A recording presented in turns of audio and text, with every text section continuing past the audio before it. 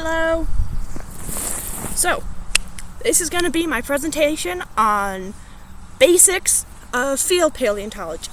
So basically, the first thing you want to think of is safety. You can't dig dinosaurs if you're dead. That's number one, is stay alive. Don't die. And then also don't kill anyone else. Like, you're using some pretty heavy equipment. Probably a good idea to watch where you're swinging things. You just don't want to accidentally get someone with a jackhammer or rock hammer or anything. Probably a bad idea. And you really don't want to break the fossils. Breaking the fossils is probably not a good idea. It definitely will get you kicked out of paleontology, at least for a while. The sun just came out. So, don't break the fossils, don't die, and don't kill anyone. That's like the three main things of paleontology. Field paleontology. It's also important to know where you can and can't dig. Typically, if you're just going out on a dig with someone, the head paleontologist will probably know this already, hopefully. But if you actually are the head paleontologist, know the land. Sioux is a pretty famous example of that. They found that T-Rex, and they didn't have a good idea of where they found it, in terms of like who owned the land. So it ended up being an interesting court battle. Luckily it ended up really well, but it could have been bad. Also prepare for all kinds of weather. Like that is probably one of the biggest rules right now. It's pretty sunny, but I can also see some clouds. So I'm prepared for rain, but I'm also dressed for sunshine, because it's going to be summer when you dig. You're going to have sun. And you might not just get rain. You might get flash floods, even wildfires. That's not exactly weather, but it's still something you need to be prepared for. So, onto the tools. So the tools are the most important thing, and paleontologists are typically very poor. We don't afford a lot of good tools. So, there's not really a lot of uniqueness in paleontology tools. Just, the here and there. Some is interesting, some's not. I thought it might be raining. Basically, the biggest thing is first aid packs. This is a small one that someone actually gave me. It's in a mint container. And inside, there's literally just a nail file, some medication, some band-aids, and a nail clippers. That's the minimum that you need. If you want to get more, I always say more is better. I should have one in here.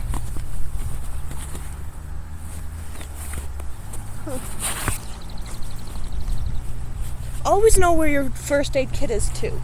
That is very important. You don't want to lose your first aid kit and be bleeding out somewhere. This is a better first aid kit, in my opinion. It's a little bit more expensive and it's bulkier, but you can fit more things in there. There's more things. I have several different kinds of Benadryl and stuff because I have allergies. So, just know what you need. This one has cleaning wipes, tape, band-aids, scissors, gloves, just about anything you can think of, and it's all in here. The head paleontologist on one of my digs had a bag, an entire bag that was just first aid. So first aid is a big thing. You're in the middle of nowhere, you need first aid. You can't just go to the nearest doctor or clinic. You need to do it on yourself, so have a first aid kit. Field packs are also important. This is an Eddie Bauer school bag that has turned into my field pack because I spilled sunscreen in it. Hiking packs, I think, work really well too. Someone actually brought in this tiny little bag once, and that didn't end really well for him. He couldn't fit all his water in it and all that. So that was not a good time for him. So remember, get a good-sized pack that can hold everything and do what you need, but is also pretty durable. because you're gonna go through hell and back with it. Water bottles. I don't have my water bottles here with me, but I have 2 water bottles and a Camelback that go in here, as well as some sort of juice or something. I typically bring G or vitamin water, and that's just to add a little bit more boost right around the middle of the day when it's just like you're tired, So always make sure you have room for that. People need at least 2 liters of water. Not mixed in flavored water, not Gatorade, not juice, not soda. You need water. And it's going to get hot too. So you're going to have room temperature water. And you're gonna have to deal with it. There is no other way around that. Like, you can put your backpack in the shade, but it's still gonna get hot. It got 115 degrees out once. That was hot. So make sure you have water and then something else. So G, vitamin water, whatever. Make sure you have that too, just for pick-me-up. You might also end up with something in your lunch. I think once we had sodas in our lunch. That was nice little treat. But just remember to have water. That's really important. I forgot my brushes, but one of the things that you want is to have brushes. A clean dig site is a safe dig site. You're gonna damage a bone if you don't know where it is. So you're digging along and there's a bone and you don't know there's a bone because there's all this dust and stuff on it. So you need to constantly be remembering to brush off your bones. It's you're really gonna break them if you don't. Trust me. So it's honestly like, be a neat freak. Stop every 5 minutes and brush them off with the finest tip brush that you can get. It's better than breaking something and then having to use glue on it later. First aid kit, sunscreen and bug repellent. That's very important. I put them in bags because I've learned my lesson, but honestly, sunscreen is probably the more important one. Bug repellent, some digs have really bad bugs, some digs don't. It depends. I was at one where not even this stuff could repel those biting gnats that were there. They were awful. But sunscreen, like, you don't want to get sunburnt. So sunburn at a dig is miserable. You feel miserable, everything's miserable. Don't get sunburnt at a dig. And it's like, just reapply sunscreen as much as you need to. Basically every time you get up and drink water. You get up, you drink water, you reapply sunscreen. That's how you do it at a dig to stay safe. I don't do it, and I suffer the consequences, so trust me, that's what you want to do. Then probably the most important and most famous thing that most paleontologists are known for is, I had it in here just a second ago. Oh, I pulled it out, did I? A rock hammer. Paleontologists, geologists, those people never go anywhere without one of these. Some dig sites, you don't actually need them to dig, but they're really good tools to climb. And trust me, there's some rocks that you really want these guys on. Bentonite is one of them. Trying to climb up bentonite without one of these is just... I don't even have a metaphor for it. It's horrible. Rock hammers, bring one. Even if you don't need it to dig, bring one. Also, they look cool. And then, it's not necessary, but I always bring a field journal with me. Keeps my notes, keeps stuff like emails and stuff, but I can also jot down some ideas, some notes, like what I'm looking at, what I'm learning.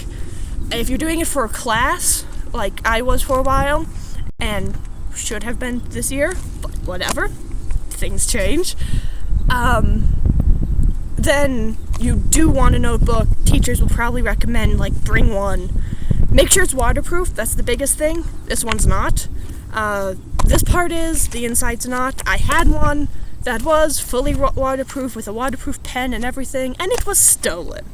So keep an eye on them too, because it's not fun to have your stuff stolen. Script. On to clothes. So what I'm wearing right now is okay. The shirt's probably a little too dark and heavy. I wouldn't recommend wearing something like this. I wear stuff more like this. This is a biker shirt. It's lightweight, it's easy to use.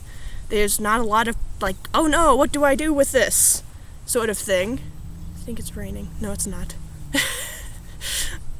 So I always recommend wearing these. Some people wear these but have long sleeves, so then you don't have to sunscreen your arms.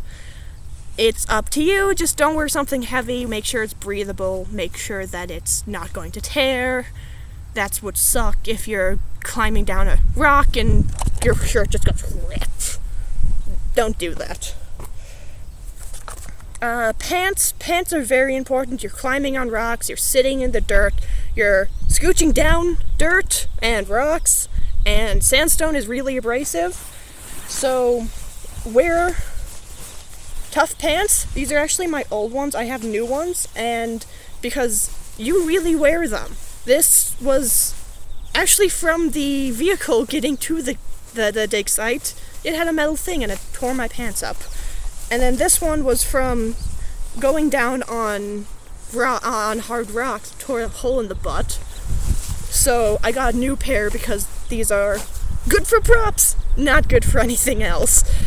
But that's about it. But you want something like this. Jeans are okay. Lots of people get by with jeans. Don't wear shorts. Don't wear things like they go to your ankles. Do that. Don't wear anything up further up than your ankles, or you're gonna get cut up. You're gonna get scraped. You're gonna get those infected and filled with dirt. And it's not gonna be fun. Like, for how serious paleontology is, you also want to just have fun. That's the biggest thing you want to remember. Good shoes, good socks. I forgot them, so I'm just going to tell you about them. Don't wear shoes like these. They have mesh. And mesh is really bad out in the field because there's cacti and scorpions and snakes. So you want something with good heel support, like good grips. This does have that. Good ankle support, which just does not have, and no mesh. So these would be okay, but I would rather wear these around camp or wear these around wherever base camp is afterwards. I would rather wear something like hiking boots, good hiking boots, to get to the digs, because you will be walking. One of the quarries I went to was 2 miles from base camp, plus a drive. So that was not fun. And I ended up getting blisters because I didn't wear good socks. So also make sure you have good socks, so then you don't get blisters on your feet while you're walking 2 miles up a hill, and then trying to run back down the same hill from a thunderstorm that pops up out of nowhere. Again, weather is always changeable. Oh, there's ants there. Hello, little guys. Get off me, please. Excuse me while I take a brief intermission and get the ants off.